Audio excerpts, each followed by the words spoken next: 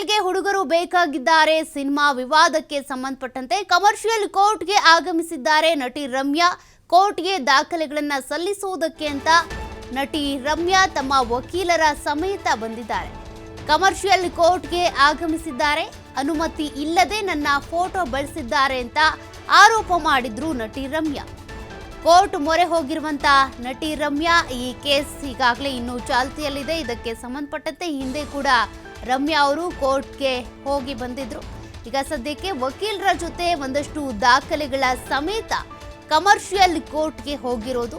ಹಾಸ್ಟೆಲ್ಗೆ ಹುಡುಗರು ಬೇಕಾಗಿದ್ದಾರೆ ಎನ್ನುವಂತ ಸಿನಿಮಾದಲ್ಲಿ ಇವರ ಫೋಟೋ ಬಳಕೆ ಮಾಡಿಕೊಳ್ಳಲಾಗಿತ್ತು ಅನ್ನುವಂಥ ಕೇಸ್ಗೆ ಸಂಬಂಧಪಟ್ಟಂತೆ ಇವತ್ತು ಕೋರ್ಟ್ಗೆ ಹೋಗಿ ಬಂದಿದ್ದಾರೆ. ದಾಖಲೆಗಳನ್ನ ಪೂರೈಸಿ ಬಂದಿದ್ದಾರೆ. ಅವರ ವಕೀಲರ ಜೊತೆಗೆ ಕೋರ್ಟ್ಗೆ ಹೋಗಿ ಬಂದಿರೋದು ರಮ್ಯಾ ಅವರು ರಿಯಾಕ್ಟ್ ಮಾಡಿದ್ದಾರೆ. ಏನು ಕತೆ, ಎಲ್ಲಿಗೆ ಬಂತು ಕೇಸು ಅನ್ನೋದ್ರ ಬಗ್ಗೆ.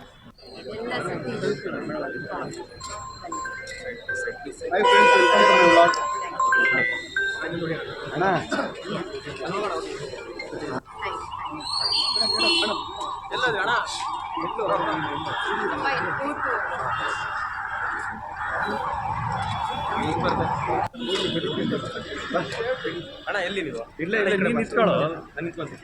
ಒಂದು ನಿಮಿಷ.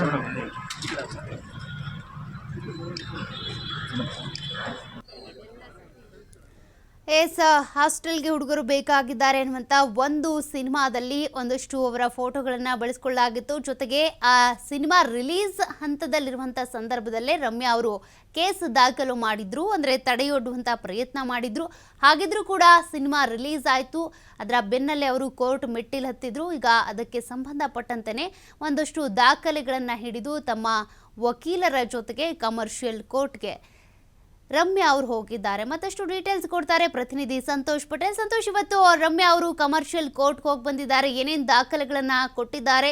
ಕೇಸಿಗೆ ಸಂಬಂಧಪಟ್ಟಂತೆ ಏನಾದರೂ ಮಾತನಾಡಿದ್ರಾ? ಸೌಖ್ಯ, ಏನು ಹಾಸ್ಟೆಲ್ ಹುಡುಗರು ಬೇಕಾಗಿದ್ದಾರೆ, ಏನು ಸಿನಿಮಾ ರಿಲೀಸ್ ಆಗಿತ್ತು. ಈ ಸಿನಿಮಾ ರಿಲೀಸ್ ಆಗುವಂತ ಸಂದರ್ಭದಲ್ಲಿ ರಮ್ಯಾ ಅವರ ಫೋಟೋಗಳನ್ನ, ವಿಡಿಯೋಗಳನ್ನ ಬಳಸ್ಕೊಳ್ಳಲಾಗಿತ್ತು. ಅಂದ್ರೆ ಕೇವಲ ಸಿನಿಮಾ ಪ್ರಮೋಷನ್ಸ್ಗೆ ಇಲ್ಲ ಪೋಸ್ಟರ್ ಸಂಬಂಧಪಟ್ಟ ಹಾಗೆ ಮಾತ್ರ ಅವ್ರನ್ನ ಪರ್ಮಿಷನ್ ತೆಗೆದುಕೊಂಡಿದ್ರು. ಅದಕ್ಕೆ ಅಂತೇಳಿ ಫೋಟೋಗಳನ್ನ, ವಿಡಿಯೋಗಳನ್ನ ಮಾತ್ರ ಬಳಸ್ಕೋಬೇಕಾಗಿತ್ತು. ಆದ್ರೆ ಸಿನಿಮಾ ಪ್ರಮೋಷನ್ಗೆ ಮತ್ತೆ ಸಿನಿಮಾ ರಿಲೀಸ್ ಕೂಡ ಆ ದೃಶ್ಯಾವಳಿಗಳನ್ನ ಬಳಸ್ಕೊಂಡಿದ್ರು. ಹೀಗಾಗಿ ಅದನ್ನ ಬಳಸ್ಕೊಂಡು ನನ್ನ ಅನುಮತಿ ಇಲ್ಲದೆ ಬಳಸ್ಕೊಂಡಿರುವಂತದ್ದು ಸಂಬಂಧಪಟ್ಟ ಹಾಗೆ ಅವರು ಕಮರ್ಷಿಯಲ್ ಕೋರ್ಟ್ ನಲ್ಲಿ ಒಂದು ಕೇಸನ್ನ ದಾಖಲು ಮಾಡಿದ್ರು, ಅರ್ಜಿಯನ್ನ ಹಾಕೊಂಡಿದ್ರು.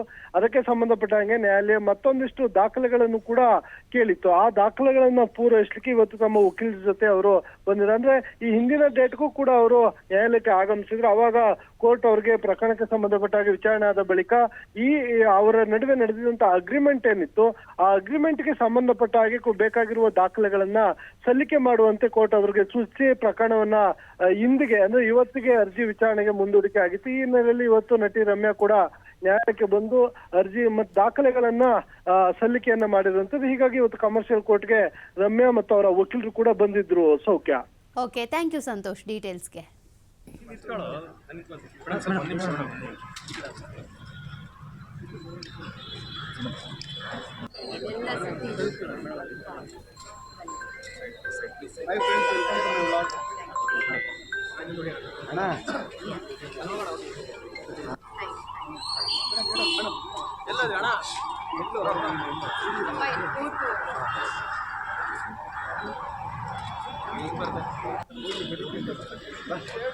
ಅಣ್ಣ ಎಲ್ಲಿ ನೀವು? ಇಲ್ಲ ಇಲ್ಲ ನೀನು ನಿಂತ್ಕೊಳ್ಳೋ, ನಾನು ನಿಂತ್ಕೊಳ್ತೀನಿ.